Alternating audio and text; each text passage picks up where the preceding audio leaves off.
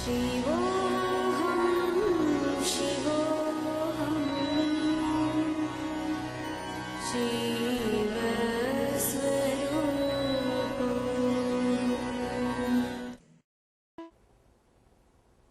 I welcome you all with my love and respects.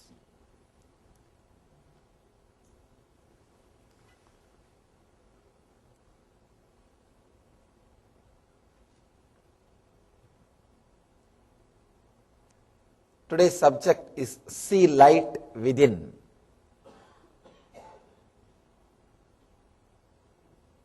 We are entering into the next sutra, next aphorism by Mahadeva Anandeshwara. Understand, yesterday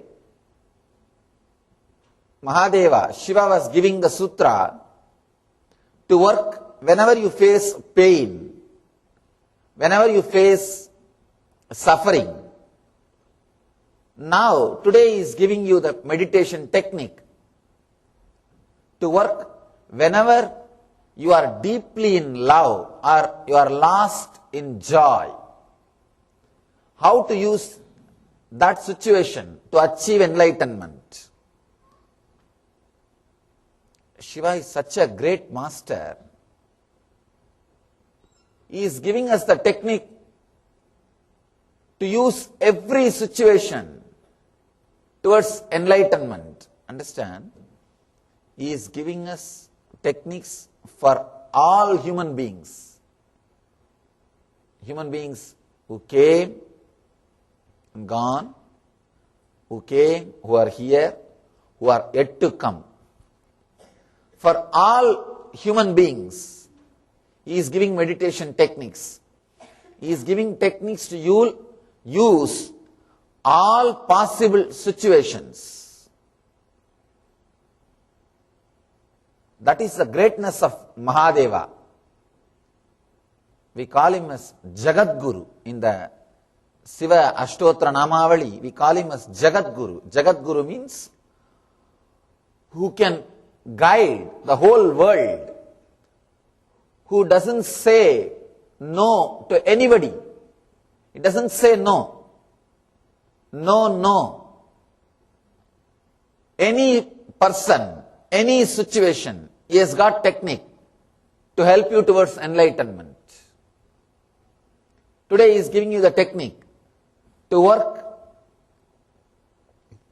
If you are lost in love, if you are lost in joy, using that situation, that mood to experience enlightenment, to achieve the superconscious state, Paramastitihi.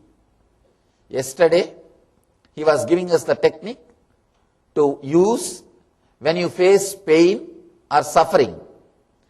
Today he is giving us the technique. The next technique he is giving us to use when you are in love, when you are in great joy, when you are lost in the tremendous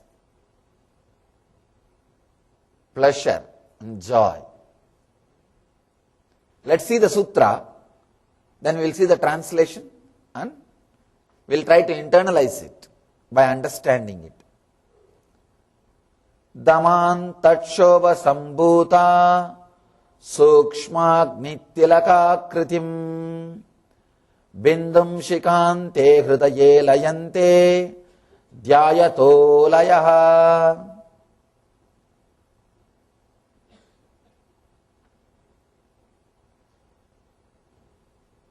I always feel the beauty of these great verses is such, you can't translate, because the moment you translate, you can express only one dimension of these great words.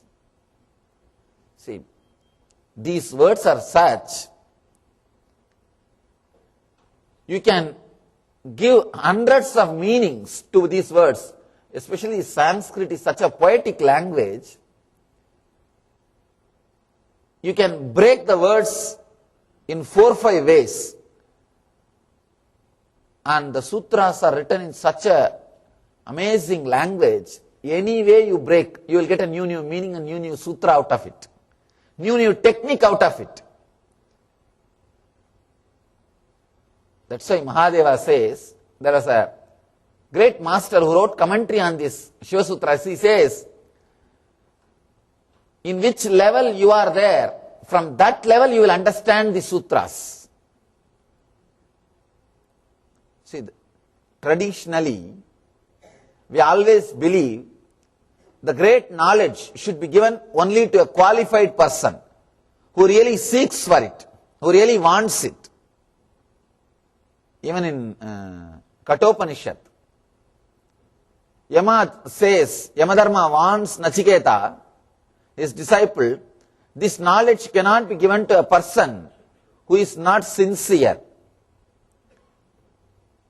If it is given to a person who is not sincere, the person who is giving, his head will burst, he will die.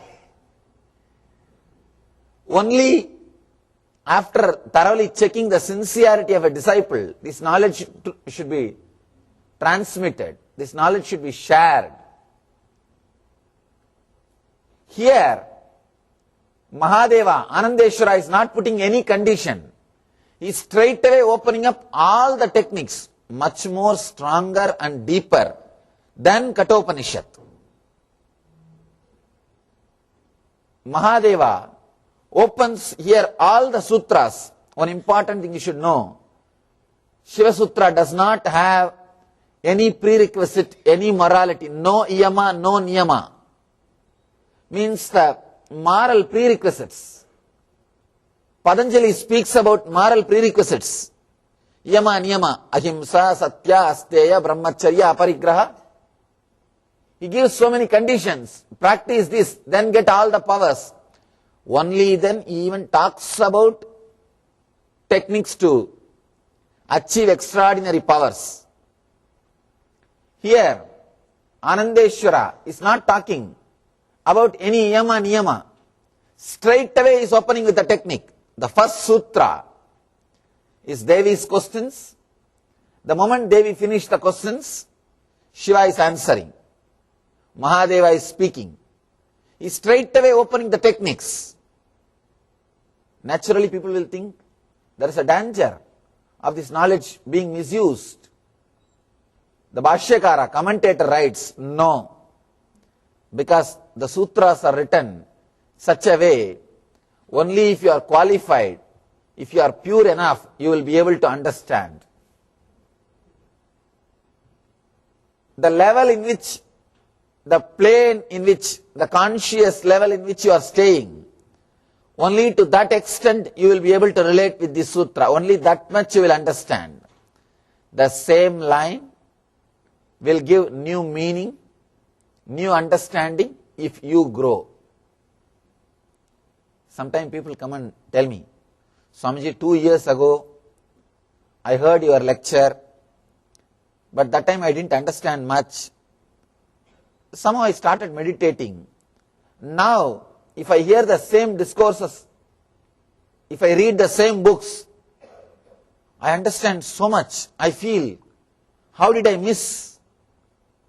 How I couldn't understand all these things in those days, that time. I tell them, you understand new things, you understand things in a matured way because you have become matured. If you grow, the ability to learn from the same books also will grow. The same lines will teach you new things. The same words will awaken new energy in you because now you are ready. Now you are ready. The Shiva Sutras also, the plane from which you are staying, you will understand in that level.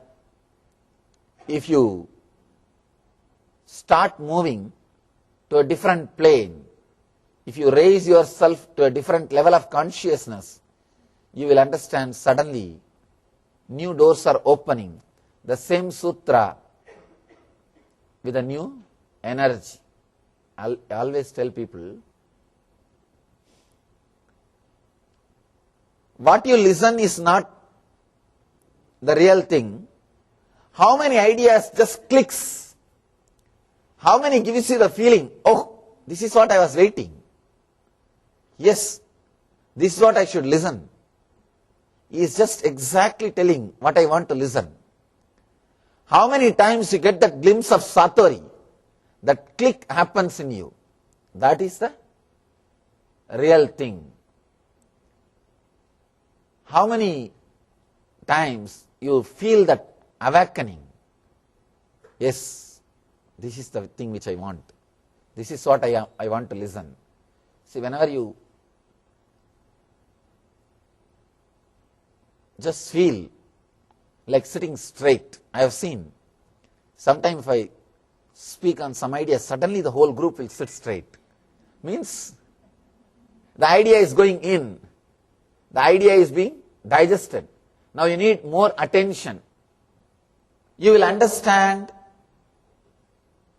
from the space where you are staying. The same words suddenly will throw new light because you become a new being.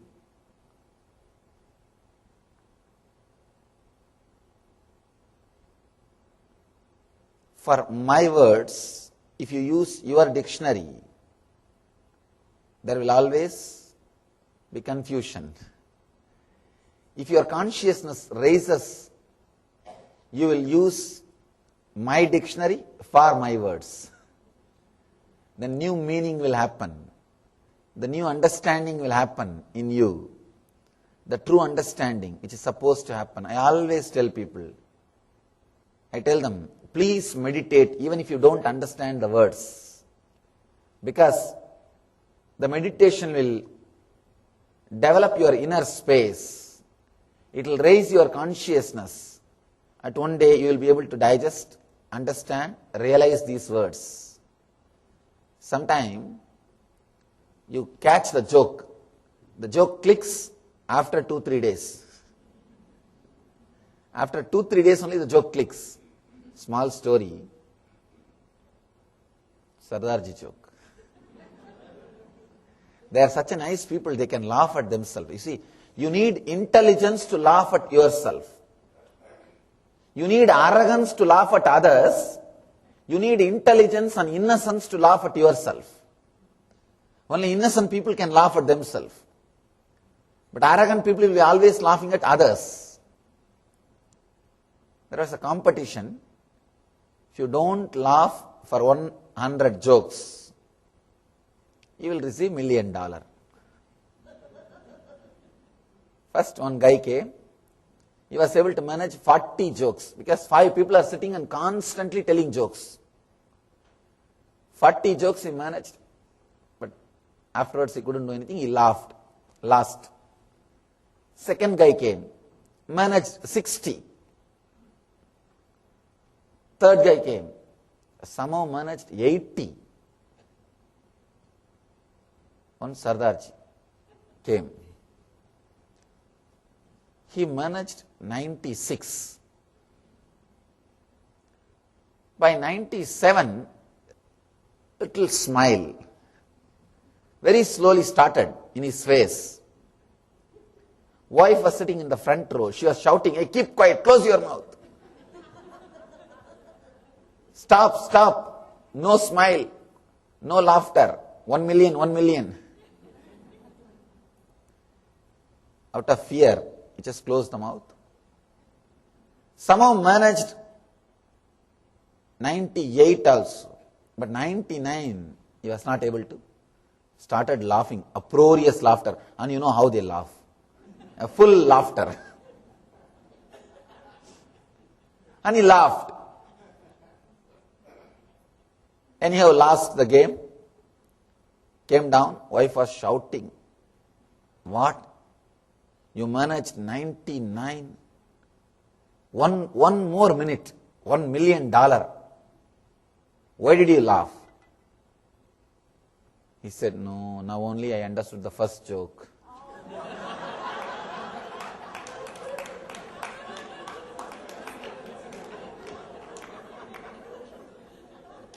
understand. You may catch it. The clicking should happen. You may catch after 2-3 days. When you are relaxed. Usually you catch the jokes only in bathrooms. Only in bathroom, when you take bath, suddenly you remember and start laughing. Because there you are liberated, free. Ignorance also comes out. Clicking, catching. Same way, if you meditate, these words will suddenly click and create that satori. See, in Zen tradition, Buddhist tradition, they have something called koans, Zen koan. They will just give you one word and you are supposed to meditate on it, just like our mantra. Traditional mantra, you are supposed to constantly think about it. They will tell you, find out the one sound of one hand clapping. How can sound come by one hand clapping? And you have to go on, contemplate, meditate on it. Suddenly, when you are in bathroom, maybe, when you are really relaxed, that clicking will happen. That understanding will happen. That is what they call satori. First spiritual experience. Going beyond logic means your logic is tired. You give space for yourself, for your being, for your consciousness to overpower you. Your schools, colleges, universities, everything teaches you to sharpen your logic.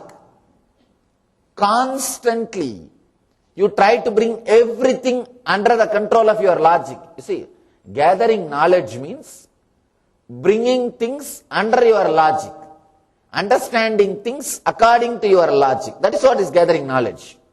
All your degree, whether it is bachelor's, master's or doctorate, anything, it's nothing but trying to bring that part of the knowledge under your logic, that part of the understanding under your logic.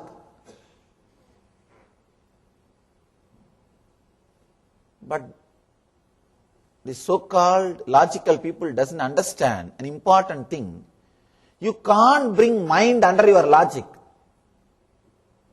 Because logic is one part of your mind. How can one part of you understand the whole of you? No. See, this whole book can understand one page. But one page can't understand the whole book. Logic is one part of your mind. So your mind can understand logic, but logic can never understand mind. That is why the psychiatry, psychotherapy, anything related to mind can never be mastered by logic. That is why in these kind of professions, a logical approach will never give a clear-cut solution. See, with that patient, if you have dealt in that way, you can't use the same technique or same thing on some other patient. No. Generalizing is not possible in the field of mind and helping the mental disorders. Generalizing is possible in the physical disorders, but it's not possible in mental disorders.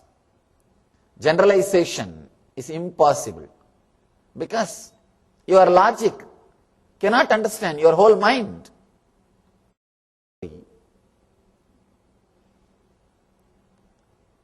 One guy, a big philanthropist, who donates a lot of money, went to a social service organization which was running a mental hospital, asylum, lunatic asylum. The caretaker, the doctor, sorry, here the caretaker word has got different meaning. The US slang has got different meaning for that word. The person who takes care of the hospital, asylum, He was taking the philanthropist around the hospital and showing. In one room, there was a patient. All over the room, in blood, he has written Rosie, Rosie, Rosie, Rosie. The doctor said, this guy became mad because he fell in love with that girl and he was not able to marry her. And he took the philanthropist to the next cell and he was explaining about all the passions. How he became mad and how she became mad and what happened to him and what happened to her, all the stories. In the end, they saw one more patient. He also wrote all over his room, same way in the blood, Rosie, Rosie, Rosie. The philanthropist asked, this guy also fell in love with her and did not marry her, was not able to marry her. Doctor said, no, he fell in love with her, but he got married to her.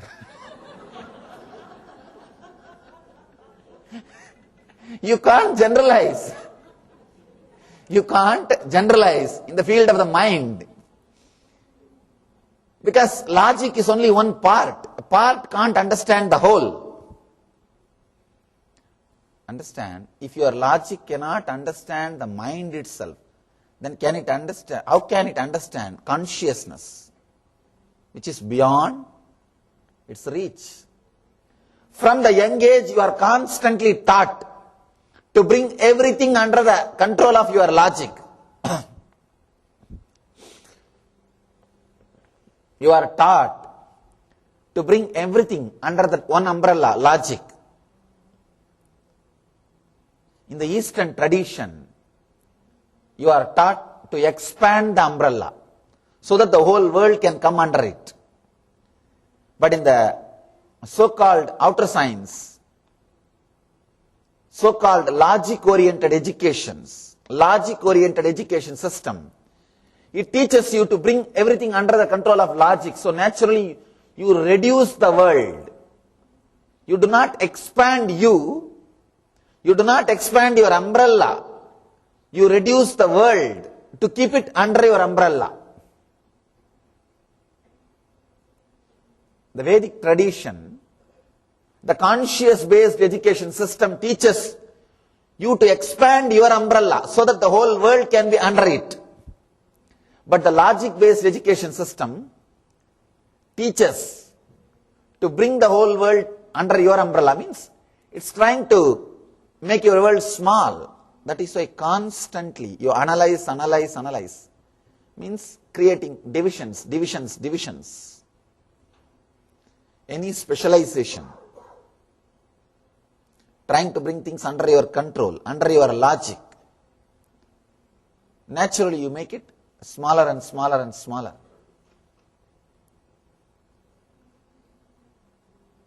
Constantly you are taught to bring things under your control, but the Zen cones do the opposite work. They tire your logic. Your logic will be completely tired. And suddenly you will create a space, you will allow the consciousness to open, you will allow the relaxation to happen. That moment only suddenly you realize that click happens. I always emphasize on meditation because the possibility for that click, satori, that unclutching, is more in meditation.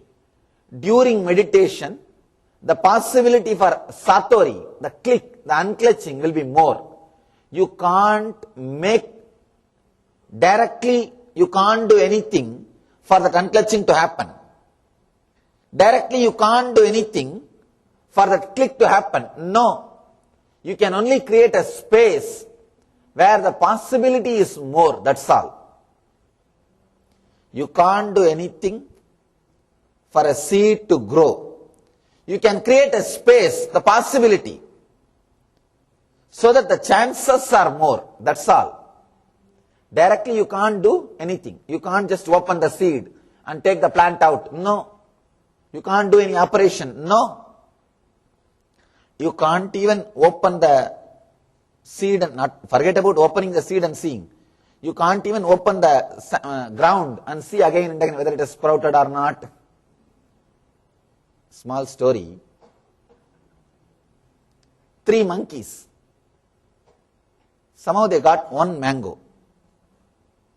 If 1 monkey gets 1 mango, you know what will be the fate of the mango.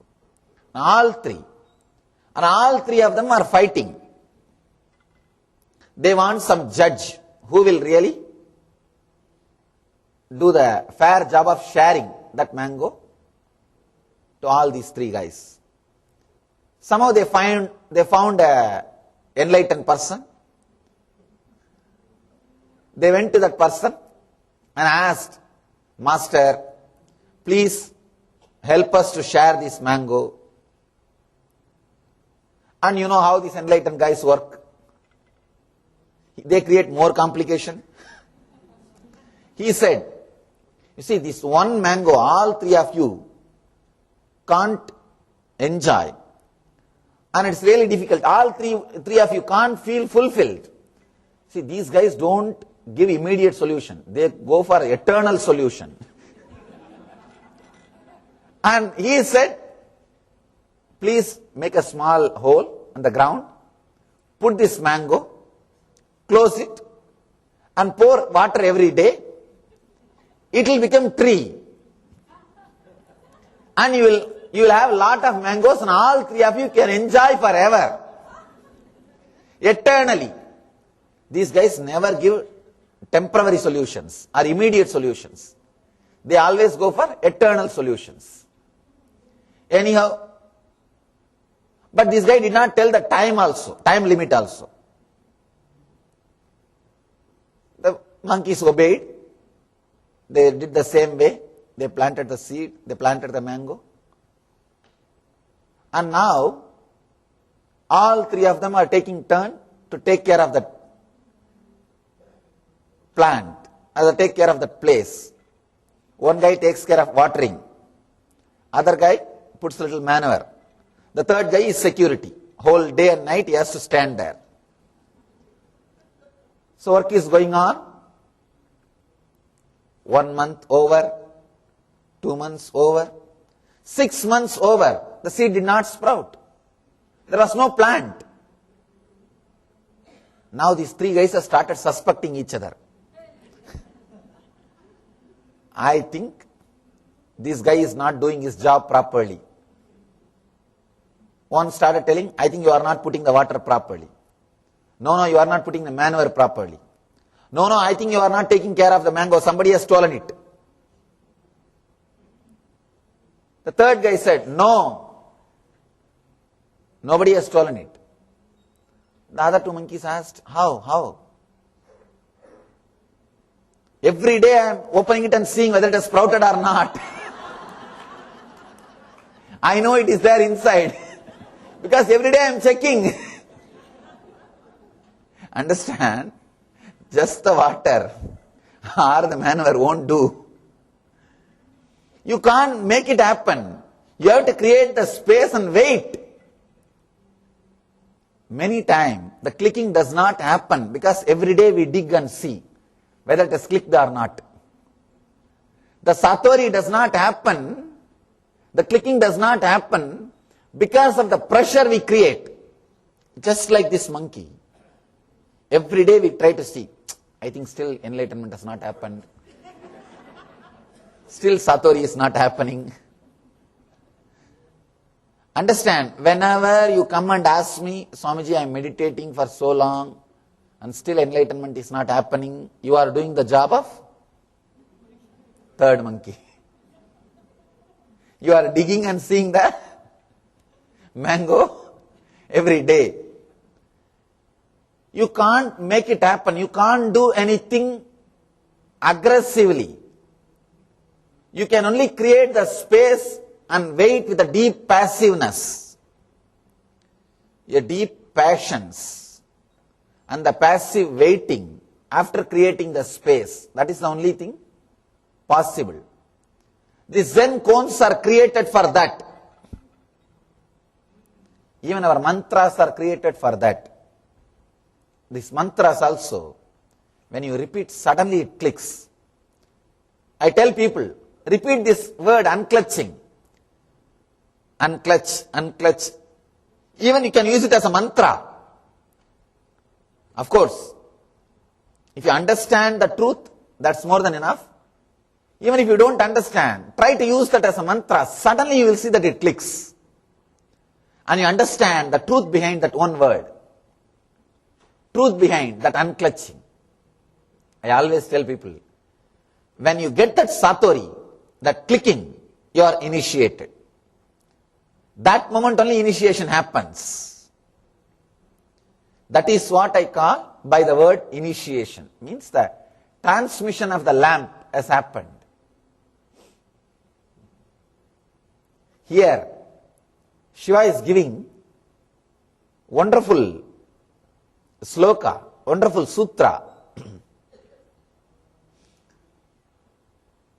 which can create the new understanding about the life and death. Because this sutra is directly related to presence and absence. Let me read the translation. Feel an object or person. The presence in front of you means that touch or by seeing through your eyes. Feel the presence. The next word says, feel it, not just seeing. Next step, feel the absence of all other objects but this one. Understand? Step by step. Let me give the translation. Feeling the presence of an object or a person. Second step, feeling the absence of other objects. First, feeling the presence of one object or a person. Second step, feeling the absence of all other objects and persons, except this one. Third step, feeling the absence of this one also, and centering on yourself. Realize, paramastitihi, dhyayato layaha. Let you disappear into enlightenment, into the state of meditation. See, Shiva is such a great person, such a great master. He gives techniques for all kinds of human beings and all situations. Yesterday, the technique is for people who are in pain or suffering. Today, the technique is for people who are in love on the way to pain.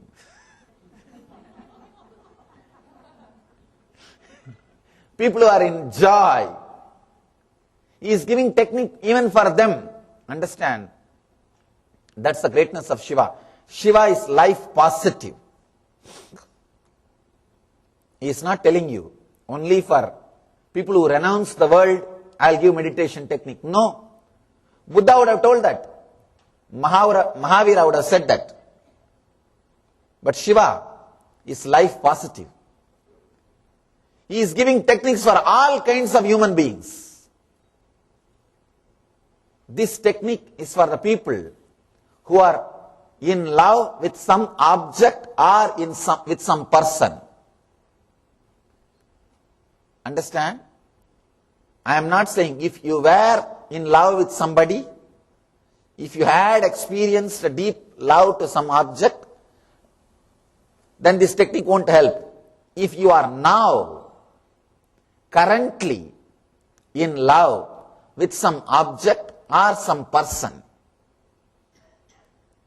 please understand, when I say being in love, I do not mean the legal so-called social system. No. You are legally committed or you are supposed to love somebody. No. It's like just 2 days ago, I got a letter from a devotee. That person was telling, Swamiji, 10 minutes we wait before you come. That 10 minutes looks such a long time. Every second I am just looking at the door. But after that I sit for 2 hours. Not once I even think about looking at the door.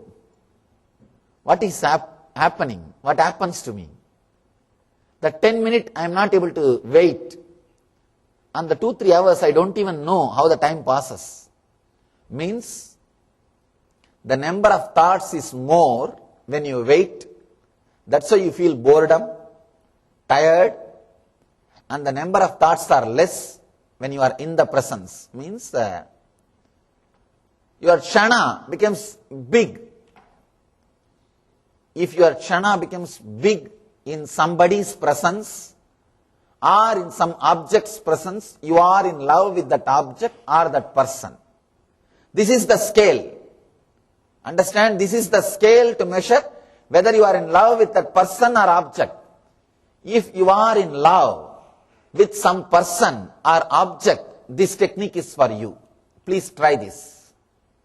This is for you. Try this. Just like how I said yesterday, if you are having some strong pain or suffering, that technique will help you to achieve enlightenment.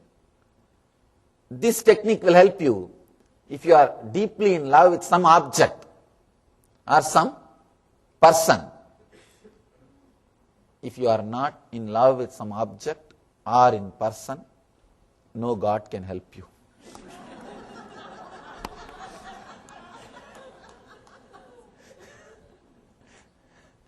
Not only Shiva, nobody can help you. Nityam sharanam gacchami, dhyanam sharanam gacchami, anandam sharanam gacchami, nityanandam sharanam gacchami.